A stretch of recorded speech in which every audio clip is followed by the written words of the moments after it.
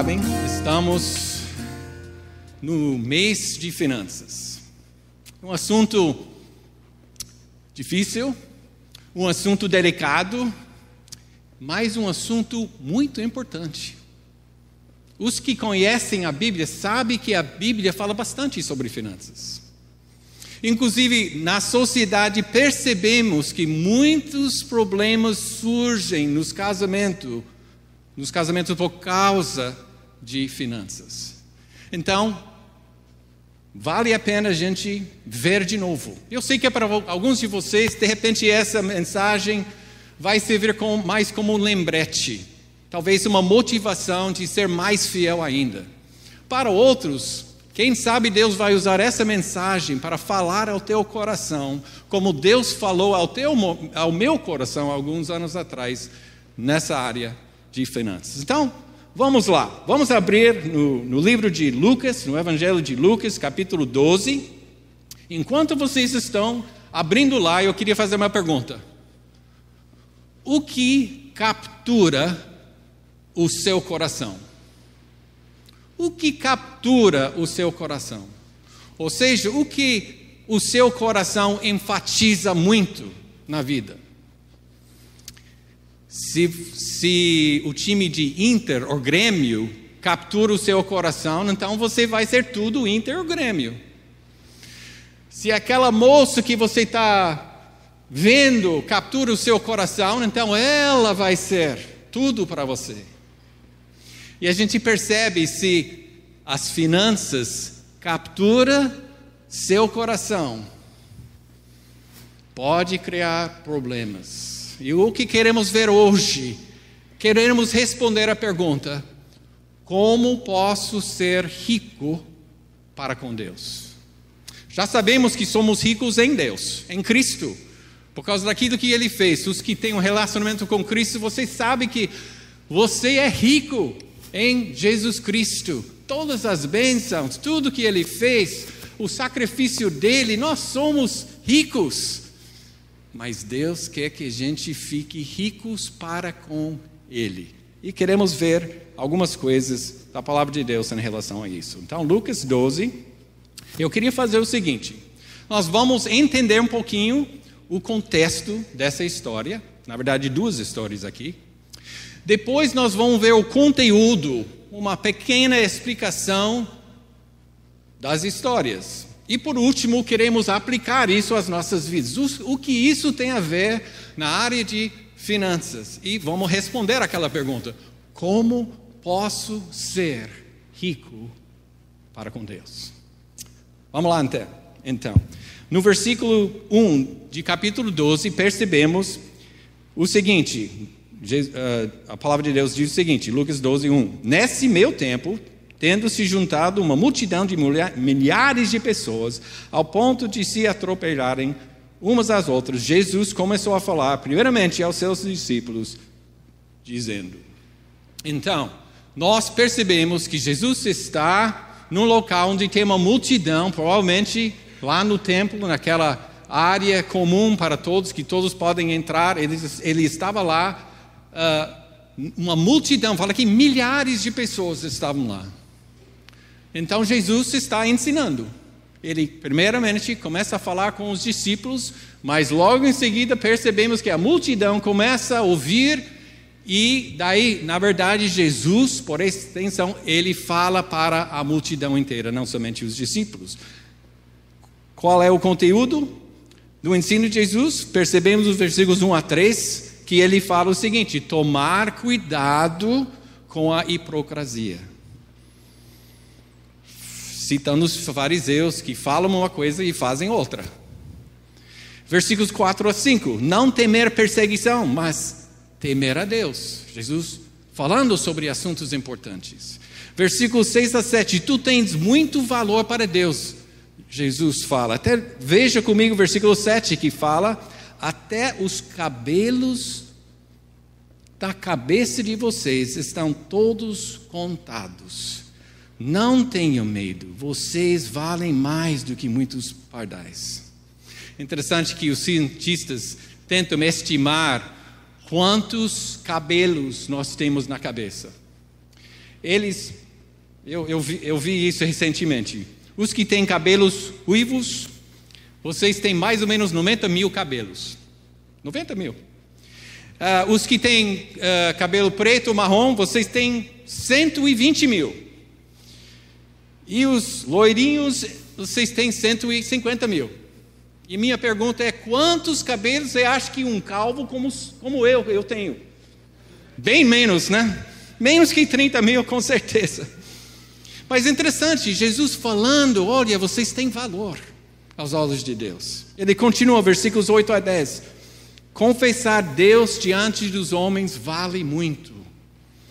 E versículos 11 a 12. Não se preocupar como falar diante das autoridades, pois o Espírito Santo vai te ajudar. Na hora que você precisa falar uma coisa, pode contar com o Espírito Santo. Então Jesus falando dessas coisas, Ele está ensinando. Isso foi o propósito de Jesus. Sim, Ele curava muitas pessoas, mas Ele sempre procurava ensinar. Esse é o contexto. Mas agora há uma interrupção. Porque alguém da multidão começa a falar. Veja isso comigo no versículo 13, que é o nosso trecho principal aqui, começa aqui. Alguém da multidão lhe disse: Mestre, dize a meu irmão que divida a herança comigo. Então Jesus está ensinando e de repente alguém fala isso. E Jesus respondeu: Homem, quem me designou juiz ou árbitro entre vocês? Então, pode imaginar, Jesus ensinando e de repente alguém faz uma coisa dessa. Obviamente, esse homem era o filho mais jovem. Ele tinha um filho mais velho. E naquela altura, o filho mais velho recebeu 2/3 da herança, um dobro da herança. E o filho mais jovem, a sua parte, mais menos do que o filho mais velho. Então, esse homem queria receber mais do que ele tinha direito. Ele queria receber mais. Então, Jesus falou: olha, eu não estou aqui para julgar isso. Isso não é o momento de fazer isso. Além disso, tem um problema maior. E ele revela isso no versículo 14. Aliás, 15. Então Jesus disse: cuidado, fiquem de sobreaviso contra todo tipo de ganância. A vida de um homem não consiste na quantidade dos seus bens. Jesus meio que estava dizendo: olha, a raiz do problema não é essa conversa, quem vai receber o quê, mas o problema é ganância. Então, o que podemos falar sobre a ganância? A ganância é o desejo de ter mais. E mais. E ainda mais. A palavra alemã, não sei se eu estou pronunciando bem, mas é mais ou menos isso. Abgier. Quer dizer ter mais, ter ainda mais. Então o problema desse homem era ganância. E vamos ser sinceros. Todos nós temos pelo menos um pouquinho de problema com ganância. Às vezes queremos alguma coisa e queremos ainda mais. A gente vê o carro bonitinho do vizinho, nós queremos aquilo. Não estamos satisfeitos com o carro que temos, então queremos aquele. Ou a gente, para os jovens, você entra na escola e você vê uma camisa trilegal e você queria aquela camisa. Ou você vê um tênis da hora e você quer, você deseja aquilo. Todos nós temos um problema nessa área. E o que Jesus fala? Cuidado. Ele fala logo no início do versículo 15, cuidado, gente. Tomar bastante cuidado, pois a ganância é real e tem a possibilidade de destruir a sua vida. E ele continua falando aqui: fiquem de sobreaviso contra todo tipo de ganhante. Por quê? Porque a vida de um homem não consiste na quantidade dos seus bens. Hoje em dia, realmente é difícil, porque a sociedade meio que fala para nós que nós temos que ir atrás de mais dinheiro, porque nós seremos satisfeitos só quando temos muito dinheiro. Mas é um engano, não é aquilo que Deus e a palavra de Deus ensina. Mas Jesus continua. Agora tem essa história desse homem, briga com o seu irmão sobre a herança. E Jesus continua dando uma ilustração de ganância. Ele fala sobre um homem rico. Vamos ler a partir do versículo 16. Então lhes contou esta parábola: a terra de certo homem rico produziu muito. Então, a impressão que temos aqui é que esse homem, que era rico, ele trabalhava bastante. Coisa legal. A Bíblia apoia essa ideia. Nós devemos trabalhar. Ele trabalhou muito. E a terra do homem produziu muito. Nós não sabemos exatamente o que aconteceu, mas produziu muito. Aquela safra foi beleza, foi ótima. Ele pensou consigo mesmo. Enquanto estou lendo, tenta perceber qual é o problema aqui desse cara. O que ele está fazendo, o que ele não está fazendo em relação a essa questão. Ele pensou consigo mesmo: o que eu vou fazer? Não tenho onde armazenar minha colheita. Então disse: já sei o que eu vou fazer. Vou derrubar os meus celeiros e construir outros maiores, e ali guardarei toda a minha safra e todos os meus bens. E direi a mim mesmo: você tem grande quantidade de bens armazenados para muitos anos. Descanse, coma, beba e alegre-se. Vamos fazer algumas observações. O que esse cara fez? Pensou consigo. E não há nenhuma indicação que ele pensou consigo e com outras pessoas, ou que ele pensou em outras pessoas, ou que ele até pensou em Deus. Ele não pensou em Deus. Não conversou com Deus sobre isso, nem reconheceu que Deus estava na sua vida. Ele pensou contigo, como se fosse ele era o dono da sua vida. Você pode notar isso e ver que ele era uma pessoa bem egoísta, só pensava nele mesmo. Pois a gente vê aqui 11 ou 12 vezes uma palavra como eu farei, eu pensei. E também tem palavras que falam minhas coisas, meus bens. Uma pessoa bem egoísta. Ele não consultava Deus, ele achava que ele poderia decidir e resolver tudo, e o propósito dele: agora eu tenho muito, então vou construir outras coisas maiores para colocar todos os meus bens e eu vou ficar sossegado na vida, descansando, comendo, bebendo.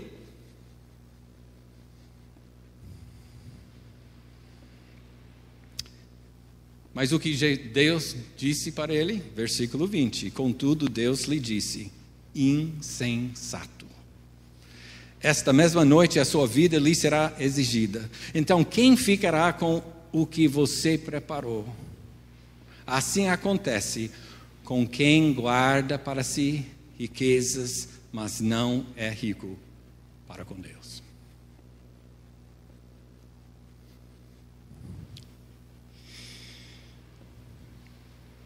Alguém falou o seguinte: pessoas satisfeitas somente com as coisas que o dinheiro pode comprar estão em grande perigo em perder as coisas que o dinheiro não pode comprar.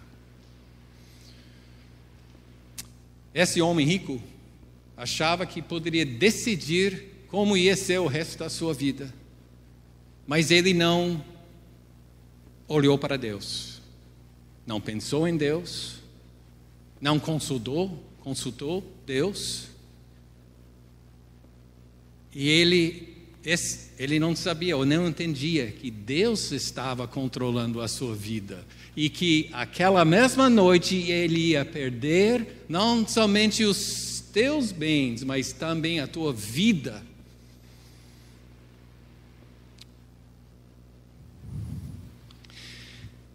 Então vamos perceber, aprendemos que o irmão jovem, o irmão mais jovem, e esse homem rico, não eram ricos para com Deus, nem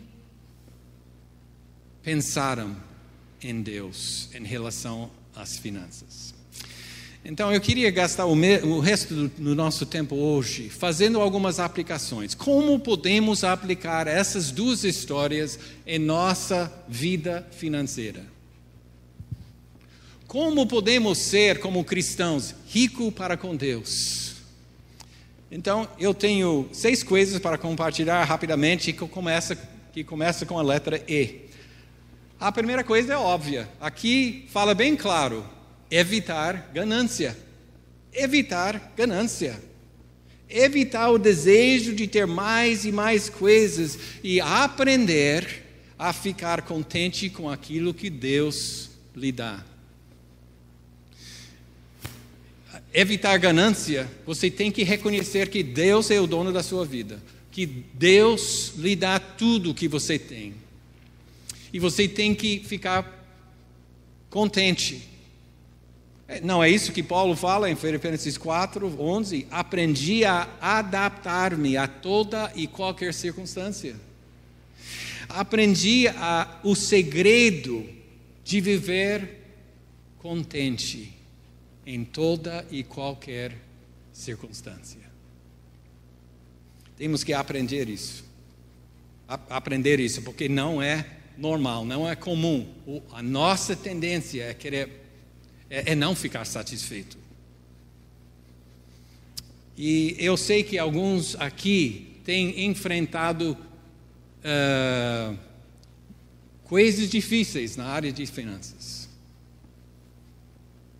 Eu me lembro certa vez eu não tinha nada, mas eu tive que me submeter a Deus, confiar nele e saber que ele ia providenciar. Estava falando com alguém antes do culto que falou como Deus providenciou alguma coisa de fora incomum. Não era normal. Deus providenciou, Deus supriu. Temos que pensar nisso. Se você está tendo um grande problema nessa área, então, por favor, peça ajuda. Peça a Deus. Peça a alguém entrar na sua vida que poderia ajudá-lo. Às vezes tem que fazer uma coisa radical. Se tem problema na área de ganância, de repente tem que jogar fora seus cartões de débito e de crédito. Quem sabe você pode começar a decorar versículos que falam sobre o assunto para te ajudar. Evitar certas lojas onde você sabe que vai querer comprar. Eu me lembro com minha filha Briana, ela sempre queria comprar uma coisa em cada loja. Então, uma vez nós fomos para várias lojas, cada vez ela queria comprar uma coisa. Então nós tivemos que trabalhar com ela. E eu falei, olha, Briana, você não vai conosco se você vai entrar em cada loja e vai querer uma coisa, porque não é possível. A segunda coisa, entender que dinheiro não é nossa vida. Segundo Colossenses 4, ou aliás 3, versículo 4, entendemos que Cristo é a nossa vida. A nossa vida não consiste em acumular bens, mas em chegar mais perto de Cristo. Entender isso. Nós não seremos mais felizes com mais coisas, seremos mais felizes com mais tempo gasto com Deus.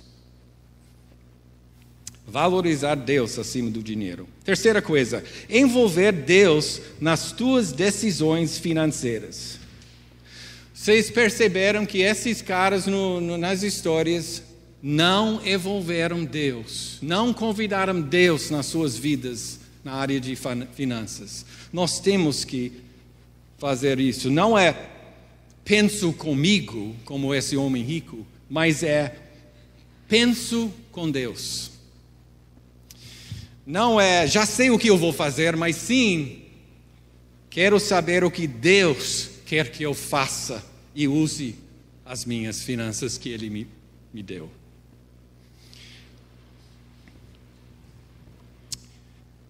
Tiago 1:5 fala: se algum de vocês tem falta de sabedoria, peça a Deus e será concedido, porém peça com fé. Temos que convidar Deus em nossas vidas financeiras e pedir ajuda, pedir sabedoria, porque não é fácil. E alguns de nós temos que ser muito criativos com as finanças que nós temos agora, porque são poucas. Mas graças a Deus temos um Deus que quer ajudar e temos que envolver Ele nas nossas vidas. Quarta coisa, estabelecer uma rotina em relação às suas finanças. Estabelecer uma rotina em relação às suas finanças. Ou seja, talvez algumas pequenas regras para protegê-lo a evitar ganância. Para você ficar em posição de ser rico para com Deus. Quando você tem uma rotina nas suas finanças, eu creio que a Bíblia apoia isso, que você será bem rico para com Deus. Uma das decisões maiores que eu fiz na minha vida foi quando eu estava noivado com a Carol e nós sentamos juntos para falar sobre finanças. Como ia ser o nosso casamento em relação às finanças. Então, nós gastamos várias horas conversando.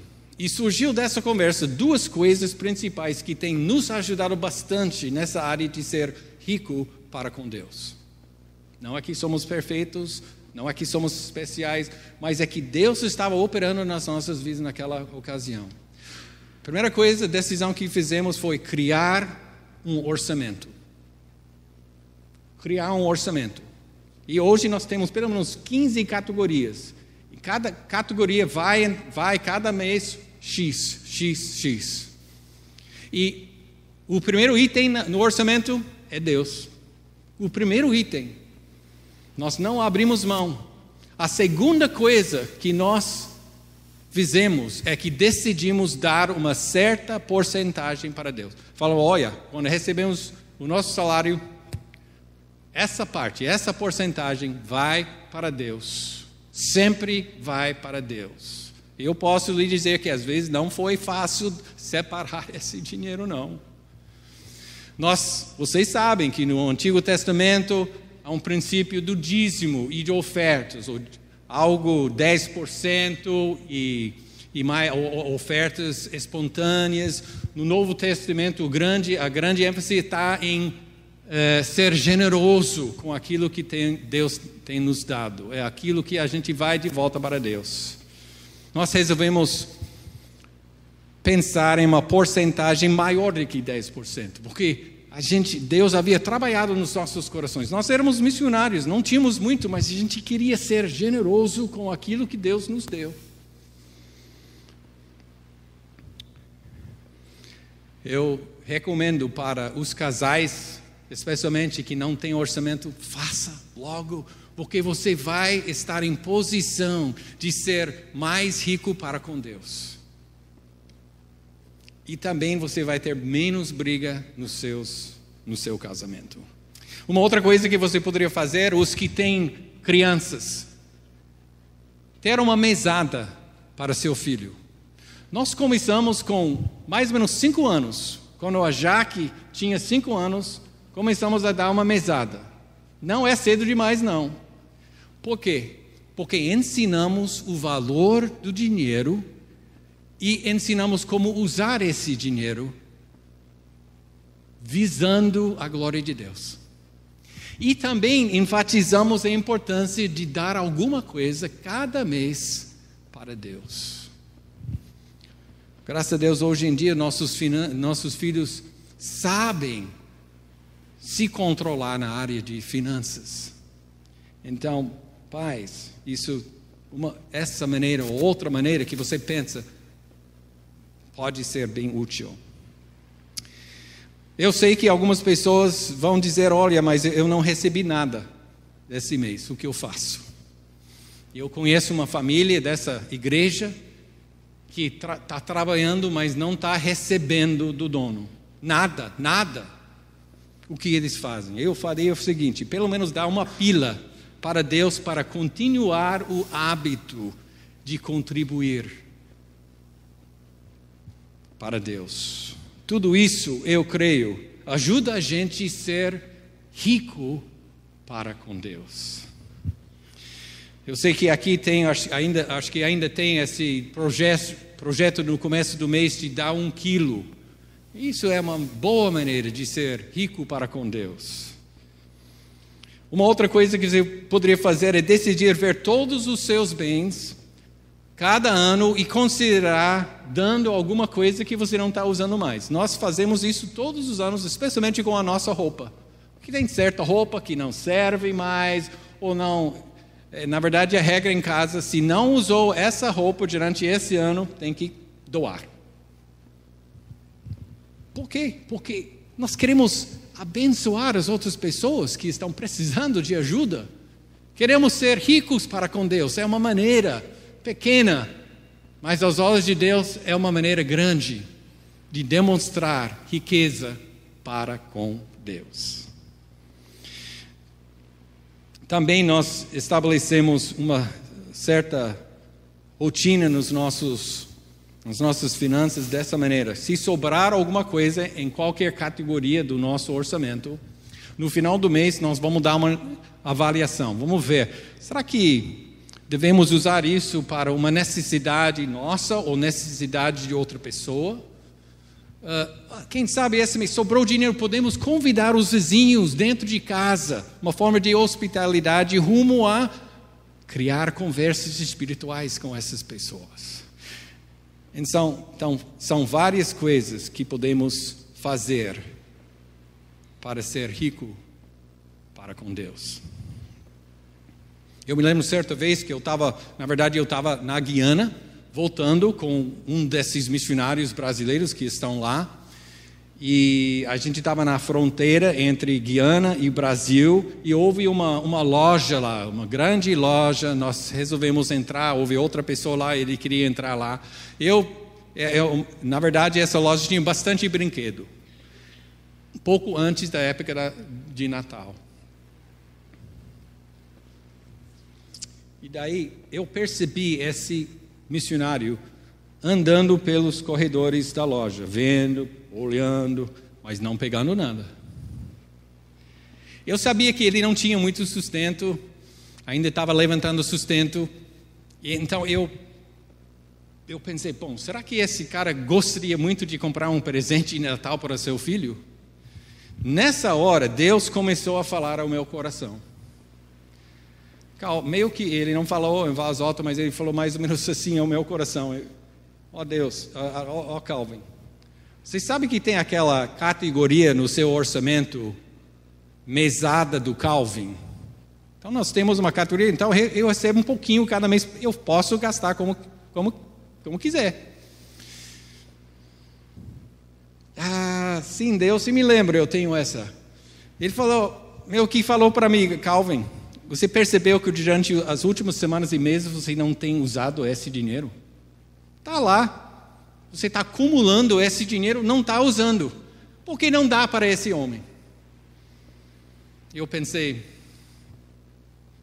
será que eu devo fazer isso? Será que eu quero fazer isso? Houve uma luta dentro de mim. Mas enfim, logo depois eu percebi Deus falando comigo, dá esse dinheiro para esse cara. Então resolvi dar. Logo em seguida esse esse cara começou a chorar.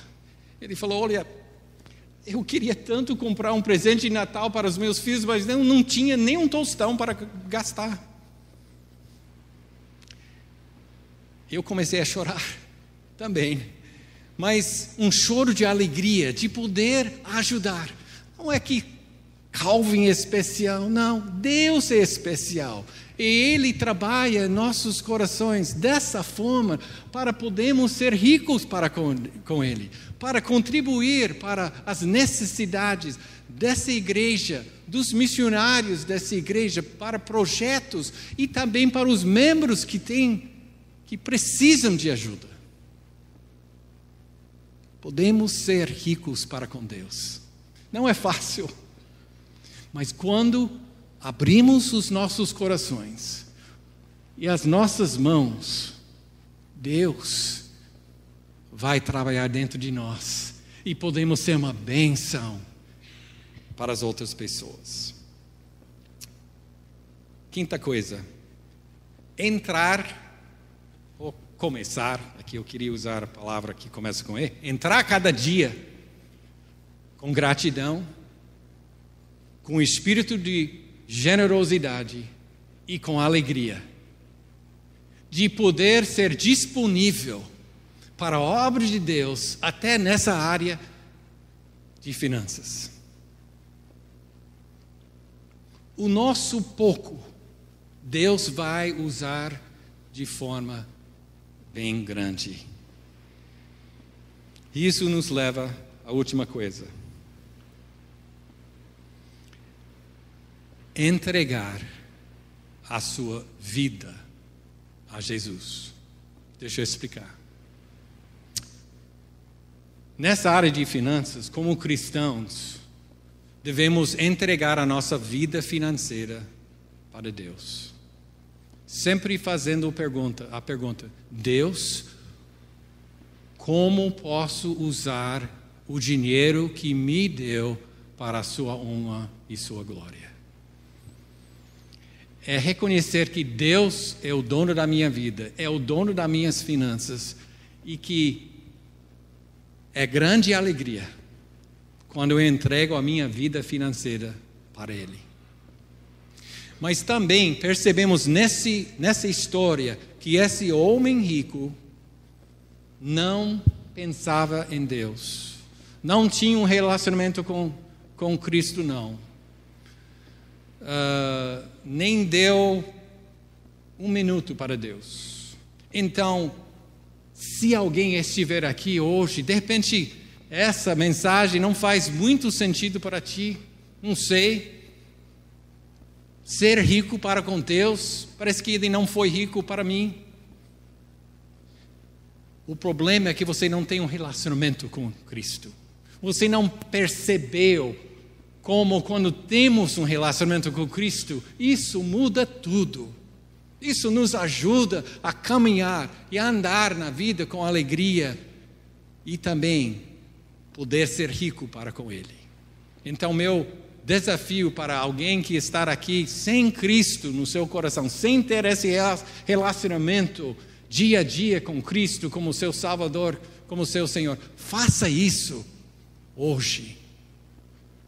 Você quer ajuda na sua área financeira? Entregue a sua vida a Jesus. Ser rico para Deus, reconhecer com gratidão que tudo que vem de Deus e fazer um esforço para usar o que Ele dá para o bem dos outros e para a glória de Deus. O que captura o seu coração?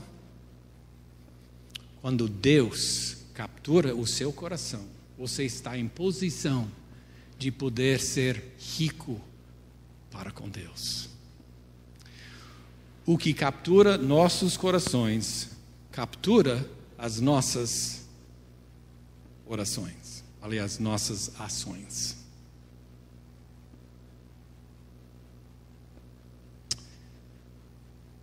Eu sei que estamos falando mais sobre finanças, podemos falar sobre outras coisas, como podemos ser ricos para com Deus. Talvez um desafio para essa igreja é ser mais e mais rico para com Deus na área de investir no treinamento de líderes, de continuar fazendo isso, fazer isso ainda mais, de continuar esses projetos missionários de forma maior do que estamos fazendo, de continuar cumprindo a grande comissão, não somente aqui em Porto Alegre, mas ao redor do mundo. Lucas 12:31 fala: busquem, pois, o reino de Deus, e essas coisas lhes serão acrescentadas. Que Deus possa usar a palavra dele para mexer conosco. Eu tenho que admitir que antes dessa mensagem eu estava preparando, Deus começou a mexer comigo novamente nessa área. Será que eu estou usando bem as minhas finanças para a glória de Deus? Então faço a mesma pergunta para mim e para todos nós.